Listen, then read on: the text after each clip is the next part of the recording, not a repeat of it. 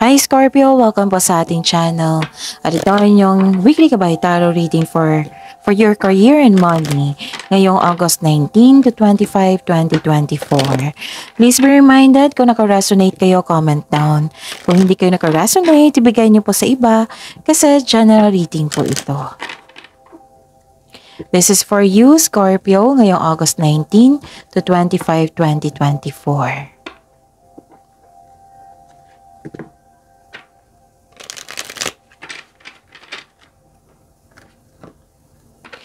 Maraming salamat po sa inyong patuloy na suporta at maraming salamat po sa mga hindi nag-skip ng ads. Gamitin ang reading na ito bilang gabay lamang. Sa mga hindi pa nag-subscribe, subscribe na po kayo at click bell notification para malaman nyo na may bago tayong video. Para sa mga gusto magpa-reading po, may lumabas dyan sa screen nyo ngayon. Panoorin nyo po at sundin ang instruction. Calling the attention sa mga suki ko dito na Scorpio. Open na po ang inyong monthly Kabay Tarot reading for September 2024. May 6 months from now reading tayo at love life reading. Message me, Scorpio, for schedule. Maraming salamat po.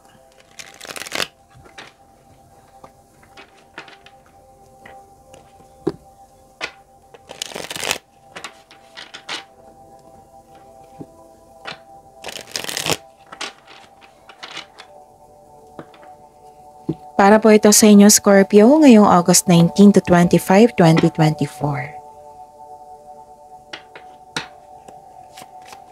Spirits Guide, mga ganap po. Para kay Scorpio, ngayong August 19 to 25, 2024. Sa kanilang career and money. Ayusin ko lang yung camera po. Saglit lang po. Okay. Career and money ni Scorpio for this week, August 19 to 25, 2024. I need 2 cards po.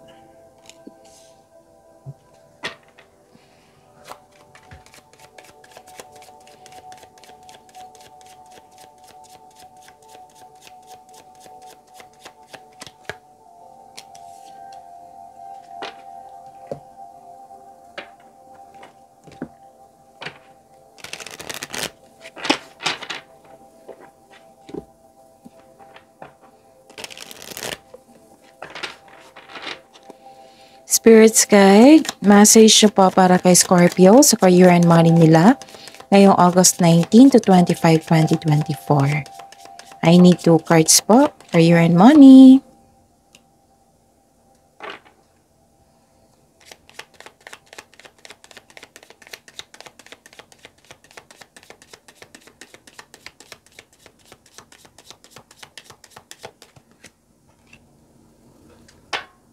Okay. Scorpio, ngayong August 19 to 25, 2024 for this week, sa career and money nyo po, wow, ang ganda! Nakikita ko dito na may maganda ng connection mo sa isang tao.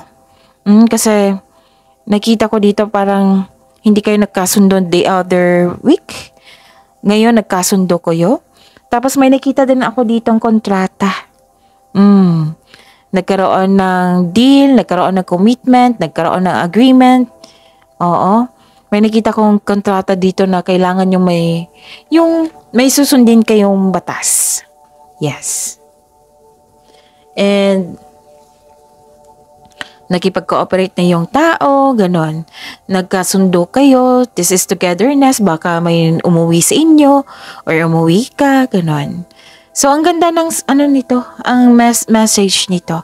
So, this is, opportunity, offer, or a signing of, contract signing, okay. So, claim this, Scorpio. So, inom muna akong tubig, ha? Okay. Ang ganda ng mga mensahe. Kasi may success. Parehas kayo ni Cancer and Pisces. So, that is a clarification na ang water signs ngayon is naka-receive ng success. May ganap na success. This is a positive outcome. This is success. This is happiness and joy. Ang ganda. Claim nyo to, ha? Kasi ang ganda-ganda ng inner power mo dito. Very confident ka and sobrang busy din. And nakita ko dito na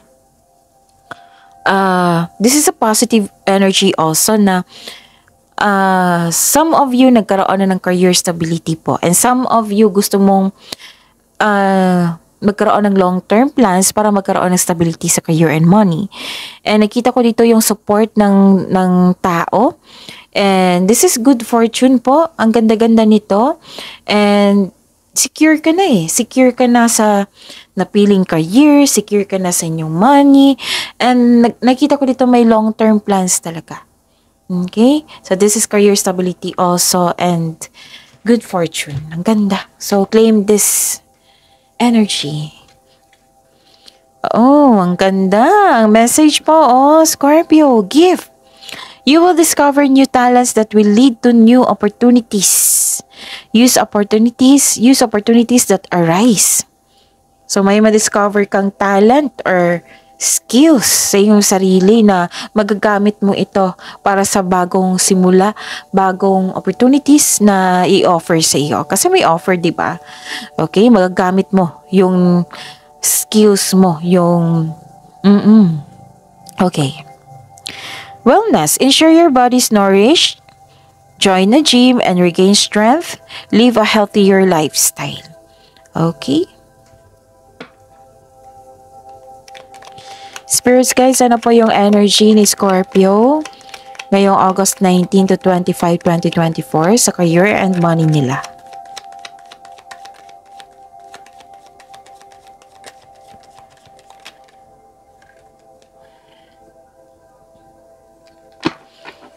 And the clarification of this card po.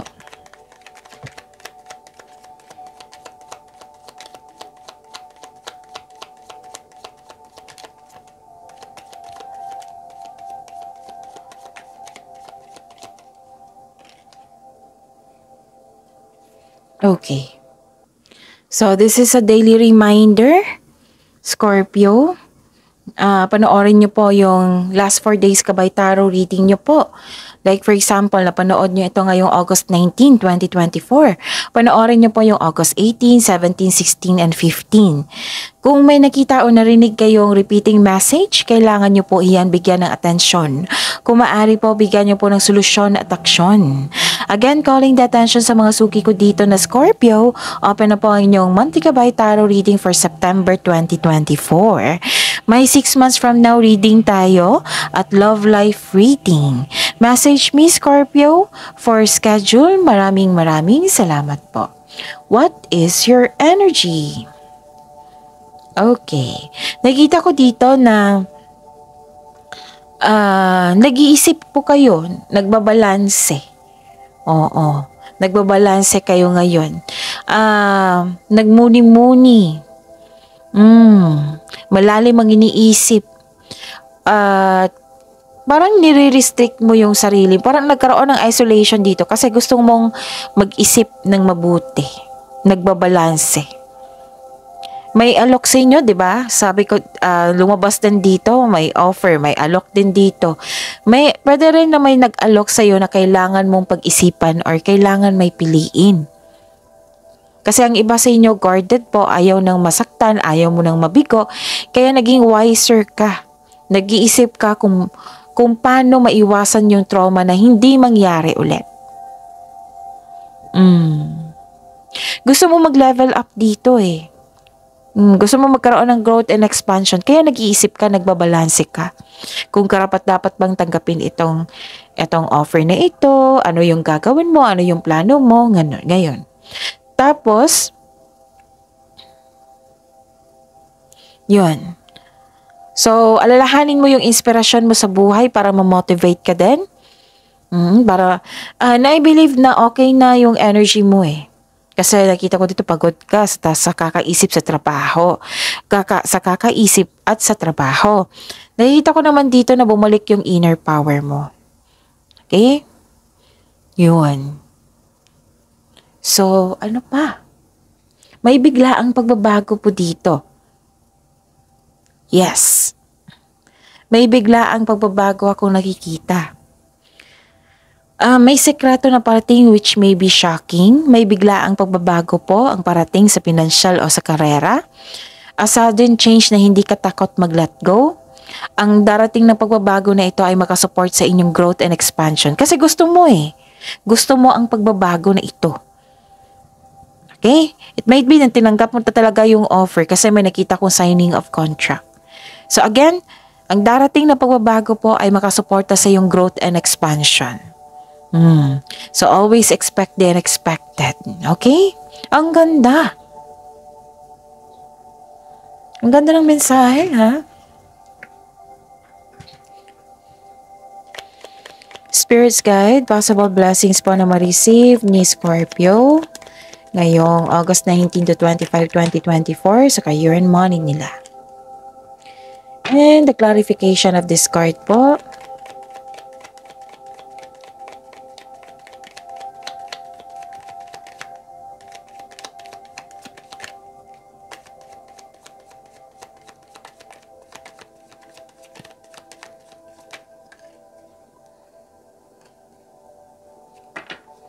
Okay. So, what is the possible? What are the possible blessings na marireceive mo for this week sa career and money niyo po? Okay. May reminder po ang card niyo po dito na wag po daw kayong magpa-apekto sa isang tao na maluloko or self-centered na tao. Okay? Tapos, kung hindi kayo magpapa-apekto sa taong yan, Scorpio, magkakaroon ng inspired in action dito. Magkakaroon ng personal power which is lumabas din dito. 3 card na nagsabi niyan. And mahigit pa ito sa success eh. Victory. Naging kampante kasi yung sitwasyon ngayon. May tutulong sa iyo na isang very influential na tao or pwedeng boss nyo ito. Okay? This is palagay ka na sa inyong career and money which is lumabas din dito sa 3 cards nyo. Okay? So, mahigit pa to sa success, ha? This is victory. Nagkaroon ng balanse sa inyong emotion, balanse sa kaperahan, balanse sa ginagawa mo dyan. Yun lang yung iwasan nyo. Yung taong self-centered na manloloko, yung nagbibigay ng toxic traits, yun, iwasan nyo. Huwag nyo i-accept yung energy niya. Yan yung paalala ng card nyo po. Kasi 2 card na po kasi nagsabi dito na may tao na hindi totoo sa inyo. Pero alam mo to kung sino ito. Kasi malakas ang inyong intuition.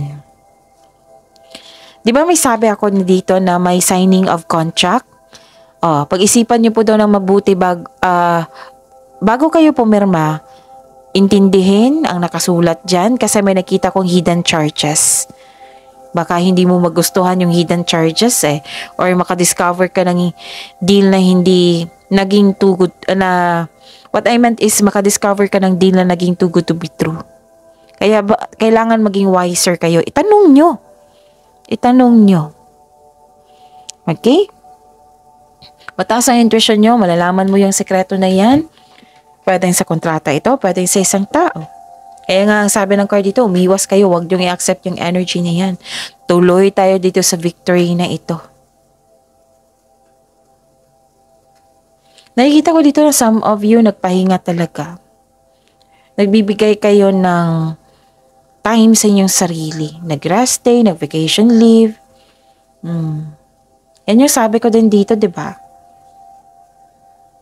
Nagnilay-nilay, nagpahinga, nag-iisip. Yun. So, ang blessings is naka-receive kayo ng may nangyaring victory. May signing of contract. Pero, yun nga. Bago pumirma, alamin nyo muna. Itanong nyo. Okay? Intindihin at itanong nyo. Okay.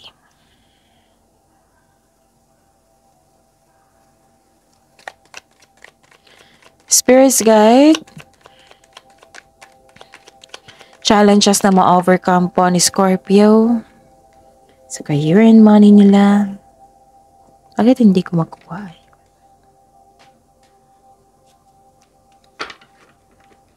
And the clarification of this card po.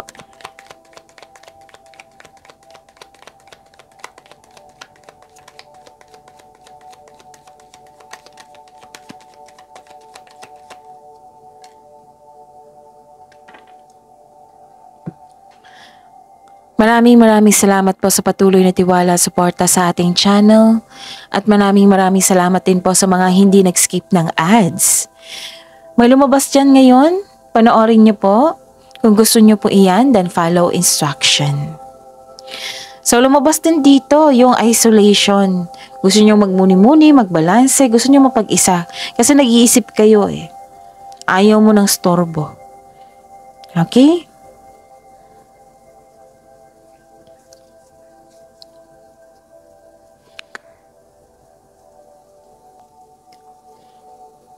Kailangan mo ng kausap dito. Kasi nagbabalanse ka tapos ayaw mo ng kausap. Pero some of you deep inside gusto nyo nang may kausap. And don't worry kasi may nagbigay naman ng support dito sa inyo. Kaya nga happy kayo kasi may nag-support sa inyo. Okay? Ano pa? This is ma-overcome nyo ha. Challenges na ma-overcome. Ano pa?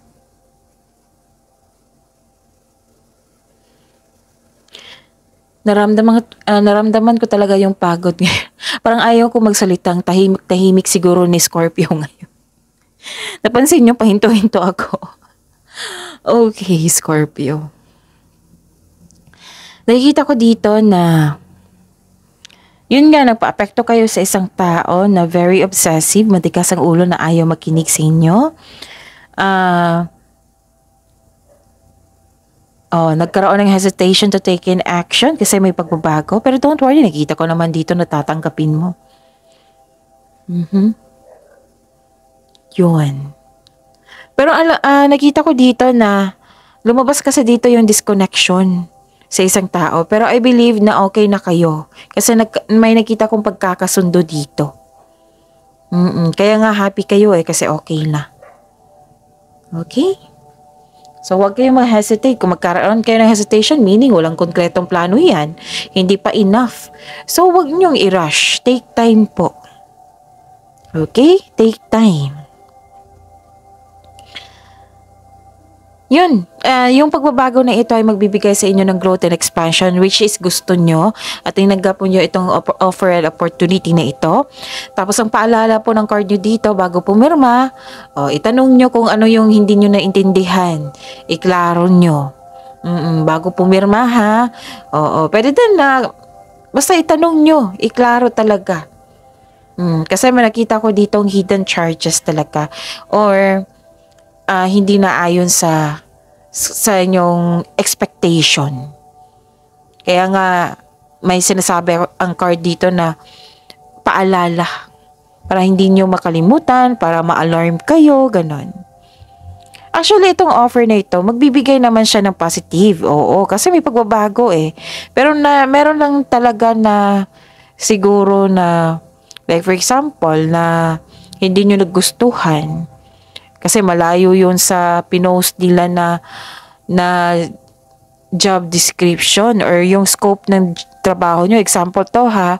Tapos pagbasa nyo sa, anong tawag nito? Pagbasa nyo sa kontrata, iba pala. Okay? Ano pa? So, ang ganda-ganda ng blessings nyo ha. Offer opportunities at ang nasunod yung gusto mo, happiness, positive outcome, success, stability, financial stability, and sudden change na magbibigay sa iyo ng growth and expansion, which is binigyan mo ng aksyon. Kaya nangihina ako ngayon kasi alam kong pagod si Scorpio. Pero nakita ko naman dito, you're giving time for yourself. Nagpahinga ka, which is very good. That is an act of self-love. Okay, so that's it. See you tomorrow, Scorpio. Please like, subscribe, and click the button for notification para updated po kayo sa daily tarot reading natin. Maraming salamat po.